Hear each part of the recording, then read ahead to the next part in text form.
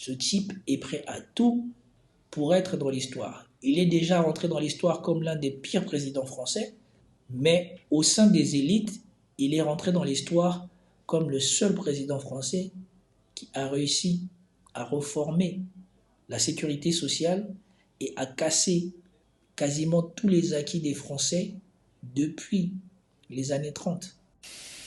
Bonjour mesdames et messieurs, bienvenue sur ma chaîne. Nous sommes le 11 juin matin, et donc là ça fait 2 jours que Macron a dissolu l'Assemblée nationale. J'ai écouté pas mal de vidéos, pas mal d'analyses sur ce qui s'est passé. Une chose m'a tilté, c'est quand j'ai attendu Alain Marc dire... Bon, sachant que l'histoire des dissolutions en France... Je peux ajouter quelque chose ? Bien sûr. Parce qu'il y a deux cas de figure. Il y a un cas de figure donc avec une assemblée encore plus ingouvernable. Puis un cas de figure où il y a un raz-de-marée Rassemblement national. Ben là, je vous fais mon pari qu'Emmanuel Macron ne pourra pas rester à l'Élysée. S'il y a une majorité absolue RN, pour vous, Emmanuel Macron? D'abord, je pense que la dignité supposerait d'en tirer les conséquences. On n'est pas dans un cas comme Jacques Chirac en 1997. Ouais, j'allais faire le parallèle. Jacques Chirac pouvait se représenter. Les cohabitations fonctionnent quand le président peut dire « Ok, je souffre, je te laisse gérer, mais mon garçon, on se retrouve dans 2 ans », ce qu'a fait François Mitterrand, ou 5 ans, ce qu'a fait Jacques Chirac. Ouais. Emmanuel Macron ne peut pas se représenter. Sauf préparer le terrain pour un potentiel successeur. Non mais la manière dont il traite ses potentiels successeurs n'est pas d'une solidarité extrême.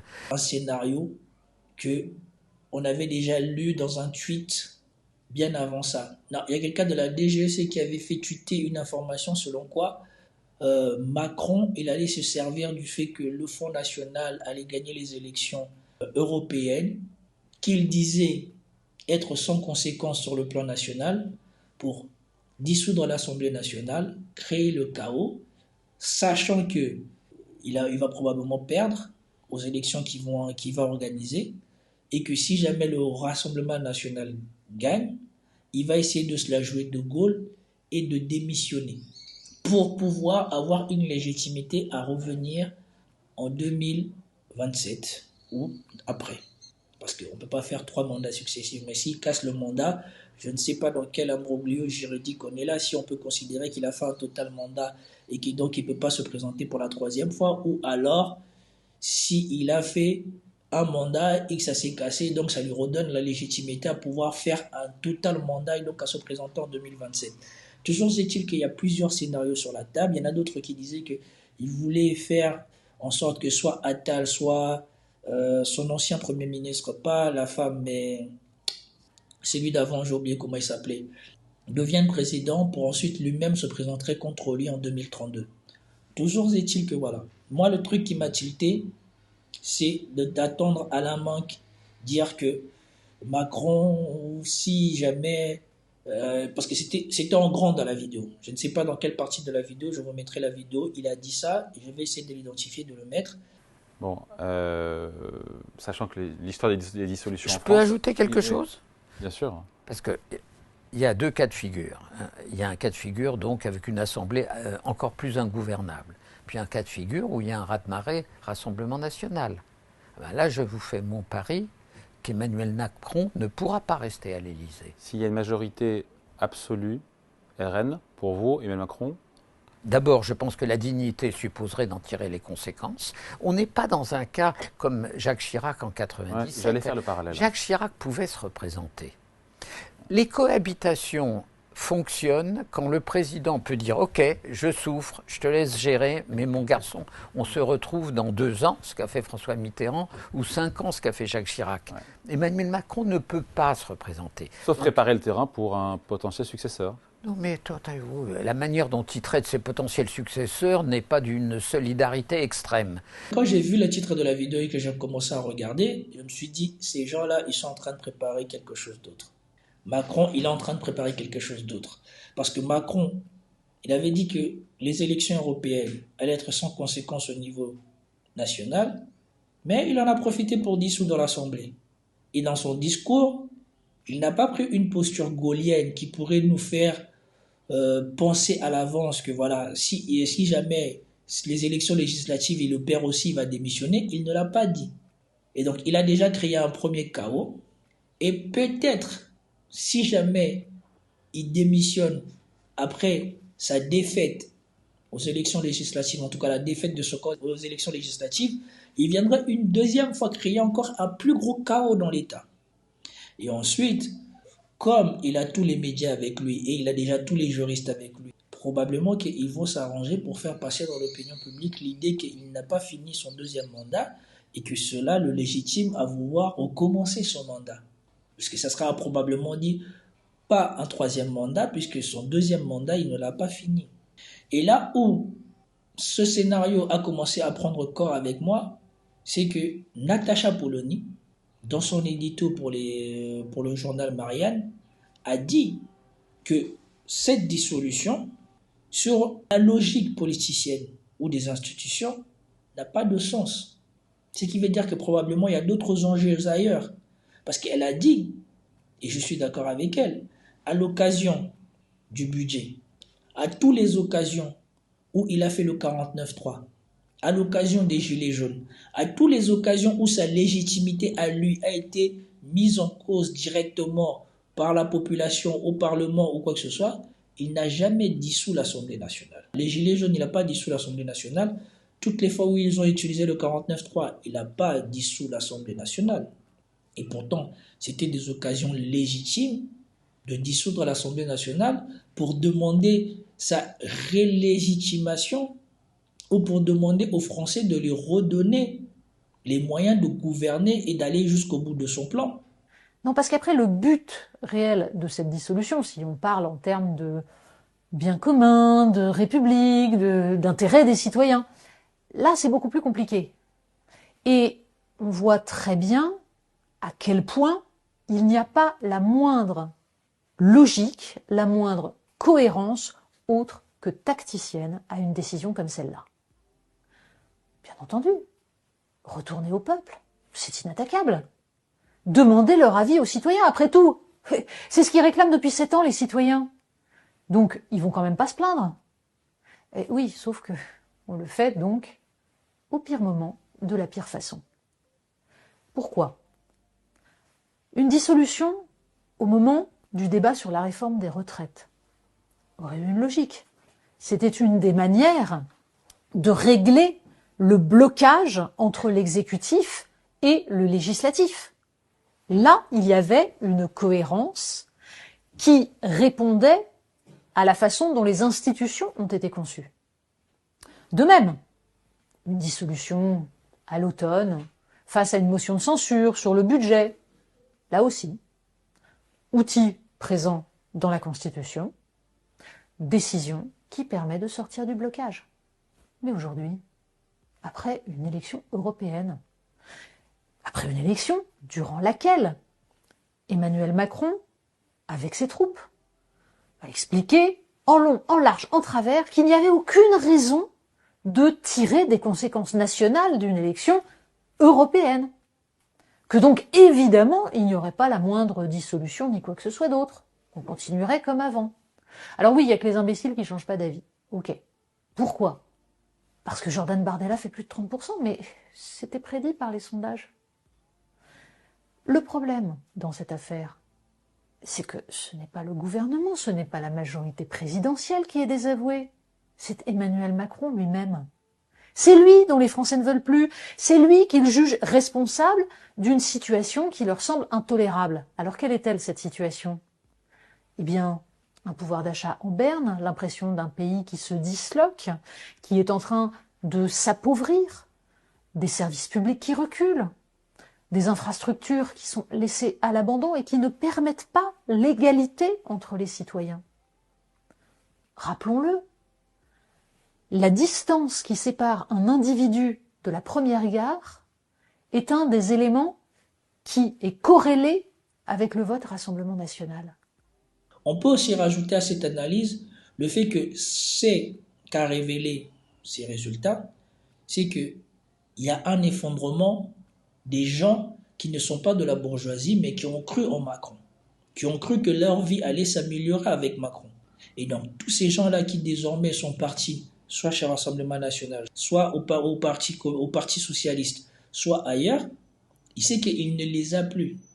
Et donc, le cœur de ces électeurs ne représente plus grand-chose. C'est perdu d'avance.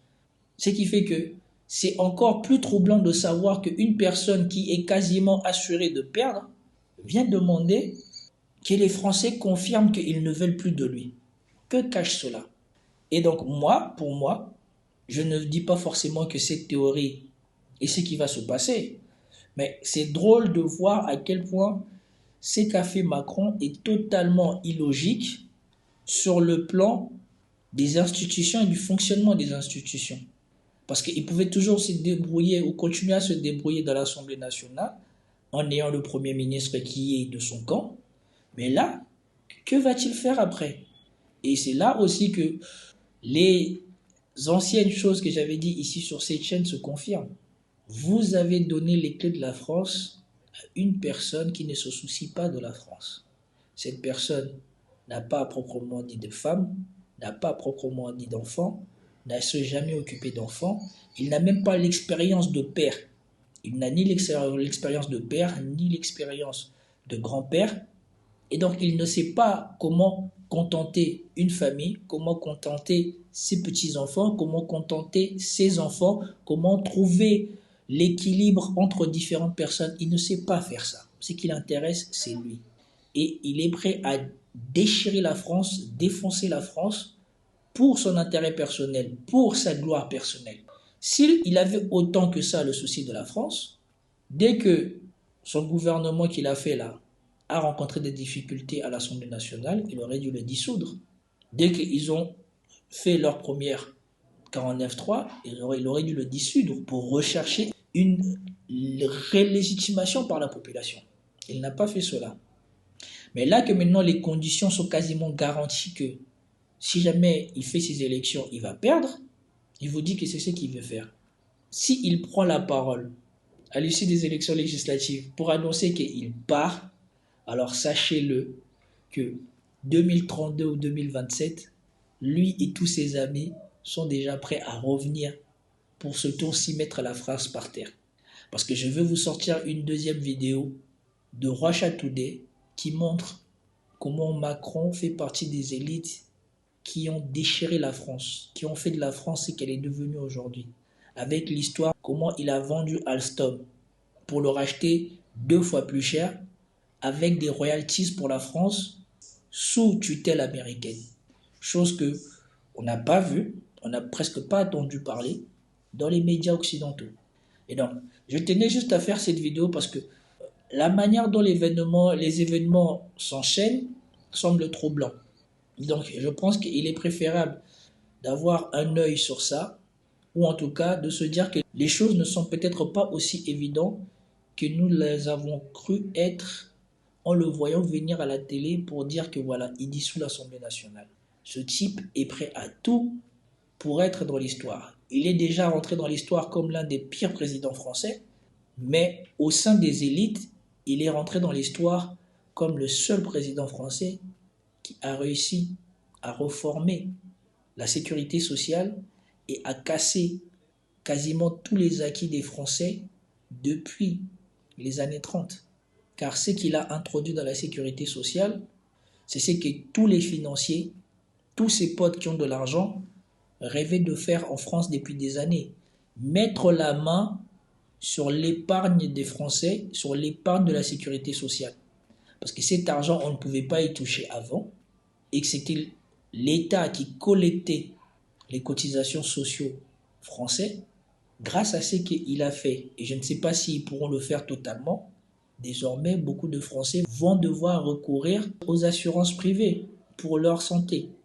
Et ça, c'est quelque chose dont rêvaient tous les capitalistes depuis des années.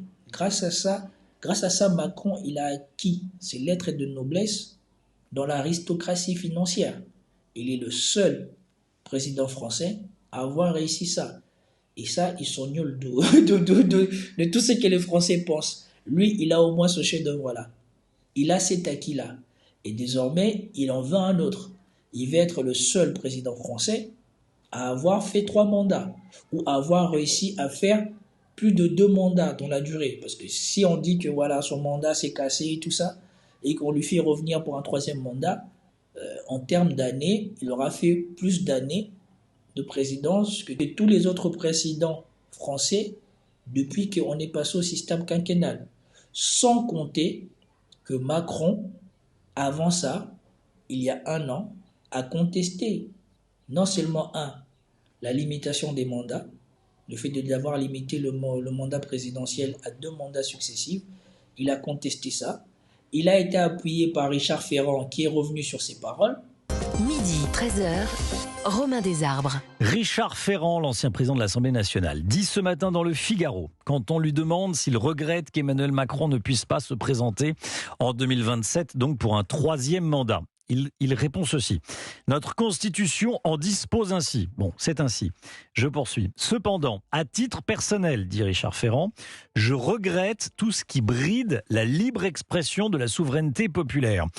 Et Richard Ferrand de citer parmi ce qui bride la libre expression de la souveraineté populaire, pour reprendre son expression, il cite la limitation du mandat présidentiel dans le temps. Je cite tout parce qu'ensuite, Richard Ferrand a écrit un message sur Twitter pour expliquer qu'il y avait des journalistes qui n'avaient rien compris à sa pensée. Donc je cite, je vous lis mot à mot ce qu'il a dit. Arnaud Benedetti, bonjour. Bonjour Arnaud, vous êtes avec nous ? Oui, je vous entends très bien. Ouh, je vous entends mal, Arnaud Benedetti. Vous savez ce qu'on va... Allô ? Oui, voilà, je vous entends mieux. Ça y est. Voilà, je vous entends. Ouais. Professeur associé à la Sorbonne, rédacteur en chef de la revue parlementaire. Bon, Richard Ferrand estime que tout le monde n'a pas bien compris ce qu'il voulait dire. Alors vous qui êtes politologue, dites-nous ce qu'il propose exactement. Vous avez lu l'interview. Écoutez, je crois que M. Ferrand semble rétro-pédaler par rapport à l'interview qu'il a donnée au Figaro, parce que quand on lit littéralement, d'une certaine manière, ses propos, il regrette que un 3e mandat ne soit pas possible pour un président de la République déjà 2 fois élu.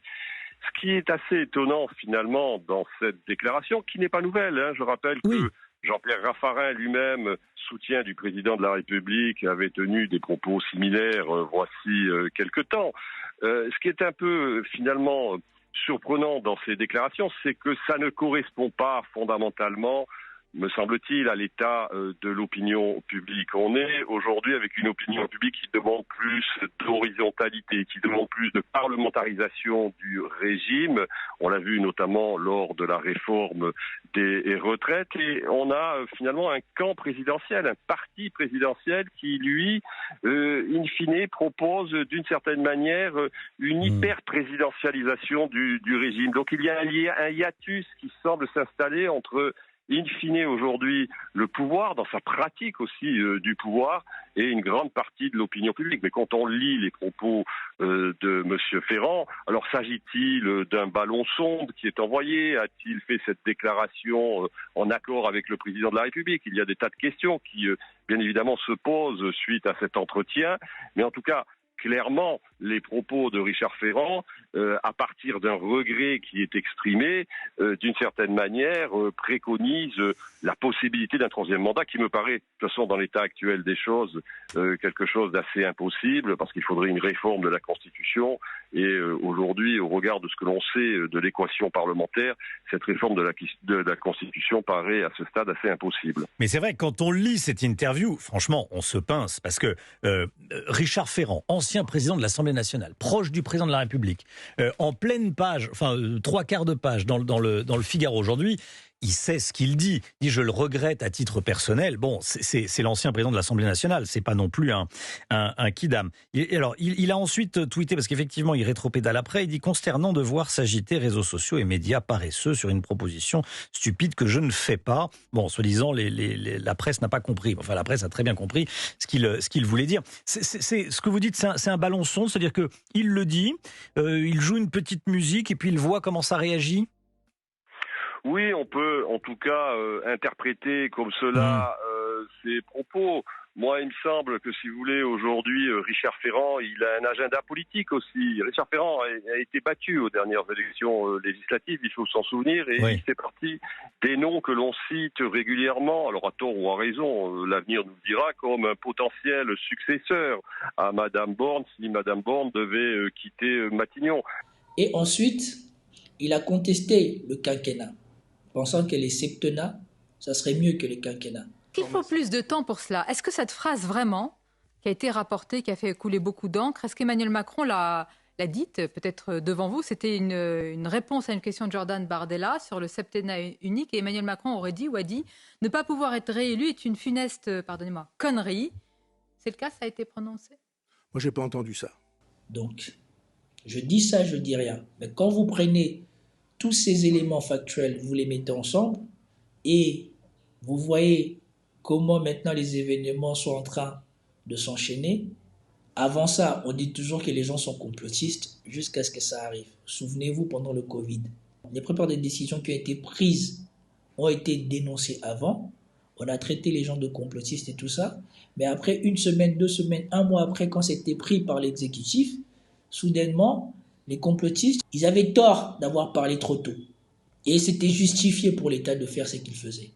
Souvenez-vous-en. C'était tout pour cette vidéo. J'espère que vous avez apprécié. Si vous avez apprécié, n'hésitez pas à liker, partager, commenter. On se voit sur la prochaine. Peace out.